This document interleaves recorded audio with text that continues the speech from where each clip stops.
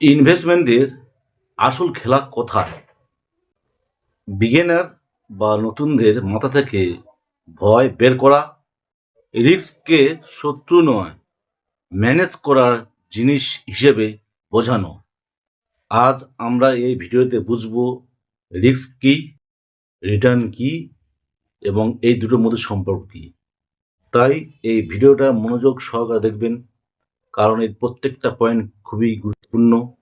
আপনি যদি কোনো অংশ কেটে কেটে দেখেন, আপনার একটা পয়েন্ট মিস হতে পারে। সেই মিস থেকে আপনি কিন্তু অনেক কিছু গাইড হারিয়ে ফেলবেন। তাই আপনার অনুরোধ, আপনারা সম্পূর্ণ ভিডিওটা প্রথম থেকে শেষ পর্যন্ত মনোযোগ দিয়ে দেখবেন। নমস্কার বন্ধুরা, আমি তাপস কুমার পাইক, আর আপনি দেখছেন ওয়েল কথা বাংলা চ্যানেল। তাহলে আর দেরি নয়, কথা না বাড়িয়ে চলুন ভিডিওটা শুরু করা যাক।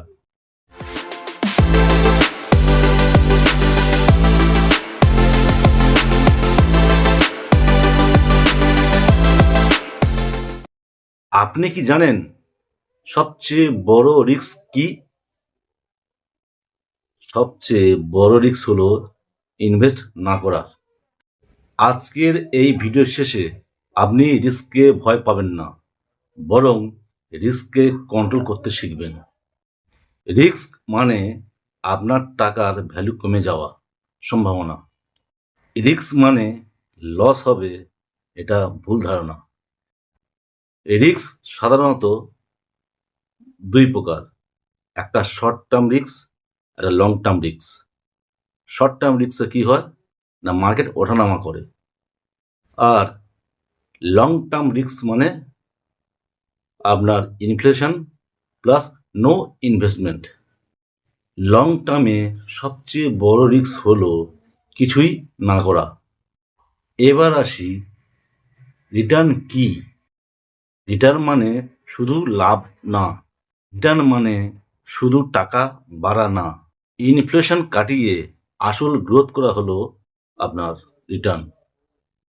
উদাহরণ হিসেবে বলি, মনে করুন এফডিতে আপনার ইন্টারেস্ট আছে 6% এবং ইনফ্লেশন আছে 6%। তাহলে রিয়েল রিটার্নটা কি? রিয়েল রিটার্ন হলো ইকুয়াল টু 0। অর্থাৎ টাকা বাড়ছে মনে হলেও বাস্তবে কিন্তু টাকা বাড়ছে না। এবারে আমি আপনাদের রিস্ক এবং রিটার্নের মধ্যে যে সম্পর্ক আছে সেটা একটা ছোট্ট চার্টের মধ্যে বা চার্টের মাধ্যমে আপনাদেরকে বুঝিয়ে দিচ্ছি। আপনারা চার্টটা ফলো করুন। নাম্বার 1, সেভিংস অ্যাকাউন্টে রিস্ক খুব কম এবং রিটার্নও খুব কম। 2, ফিক্সড ডিপোজিট, এখানে রিস্ক কম এবং রিটার্নও কম। নাম্বার 3, ডেপ্ট মিউচুয়াল ফান্ড, এখানে রিস্ক মাঝারি, রিটার্নও মাঝারি। নাম্বার 4, ইকুইটি ফান্ড, এখানে রিস্ক বেশি, রিটার্নও অনেক বেশি।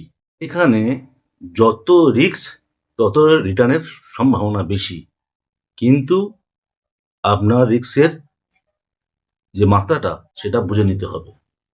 কিন্তু রিস্ক বুঝে না নিলে ক্ষতি। এবার আসি এই রিস্কটাকে কমানোর জন্য টাইমের কি ভূমিকা, অর্থাৎ টাইম কিভাবে রিস্কটাকে কমায়।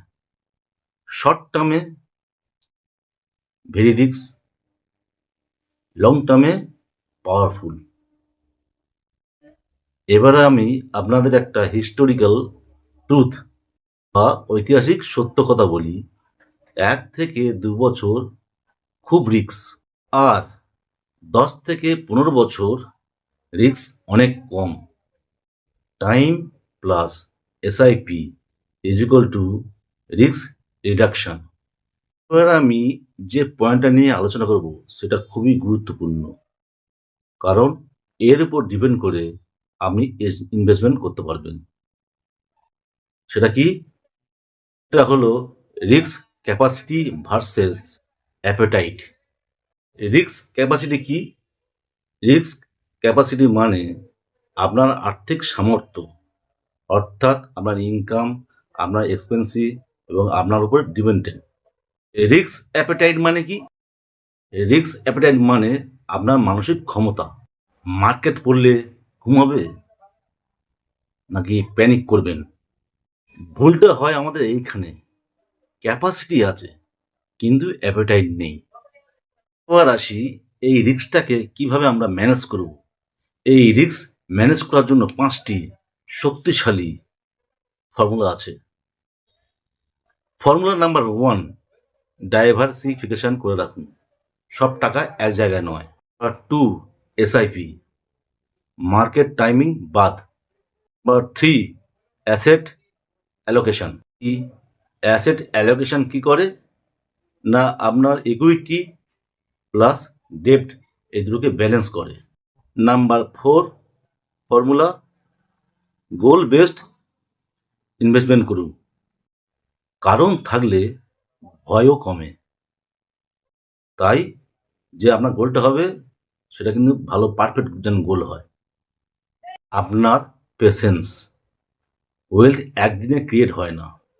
আপনার পেশেন্স যত জোর থাকবে তত ওয়েলথটা স্ট্রং হবে। একজন ইনভেস্টর মার্কেট পড়লে এসআইপি বন্ধ, লস ফিক্স। আরেকজন হলো মার্কেট পড়লে এসআইপি চালু, তার ফিউচার কিন্তু গেন হবে, তার ফিউচার গ্রোথ হবে। এখানে দুজন ইনভেস্টরের মধ্যে পার্থক্য কি হলো? পার্থক্য শুধু একটাই, নলেজ, নলেজের তারতম্য। রিস্ক লুকানো যায় না, রিস্ক বোঝা যায়। ইনভেস্টমেন্টে জেতা মানে ভয়কে জয় করা। আপনি যদি চান রিস্ক বুঝে ইনভেস্ট করতে, প্যানিক নয় প্ল্যান নিয়ে চলতে, তাহলে আমার চ্যানেল ওয়েল কথা বাংলা সাবস্ক্রাইব করে রাখুন। ভিডিওটা যদি ভালো লাগে তাহলে একটা লাইক ও কমেন্ট করে জানাবেন। আপনাদের কমেন্টের উপর ভিত্তি করে আমরা ভিডিও বানাই, কারণ আপনার কমেন্ট থেকে আমরা উৎসাহিত হই। আর হ্যাঁ বন্ধুরা, আপনারা যদি ফেসবুক থেকে এই ভিডিও দেখে থাকেন তাহলে একটা ফলো করে দেবেন। আর যদি ইউটিউব থেকে এই ভিডিওটা দেখেন তাহলে আমার চ্যানেলটা সাবস্ক্রাইব করে দেবেন। সমস্ত ইনফরমেশনমূলক ভিডিও পেতে আজকের মতো এখানে শেষ করছি। নমস্কার, জয় হিন্দ।